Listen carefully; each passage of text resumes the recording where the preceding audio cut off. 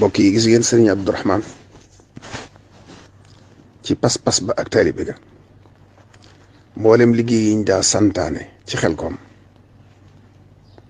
rawatina waa Daarul Muxti du dem rek fastee loxoom di soññi taalibe yi waaye day ne ci liggéey ba kenn du ko ca man luñ ko yërëm ndax néew doole gi borom kàttan ya ak borom doole ya duñ ko ca man te du ca gis boppam mukk day boole boppam ci taalibe yi lii di njàngat mu xóotu xóot daraja ji ko yàlla jox ak fi ko yàlla boole waaye xam gim xam ne liggéeyal sëñ Tuubaa moo am njëriñ fii moo am njëriñ fële moo taxoon kenn daawu ko man ci liggéeyal sëñ Tuubaa xoola goppam bii xoola taxawaayam bii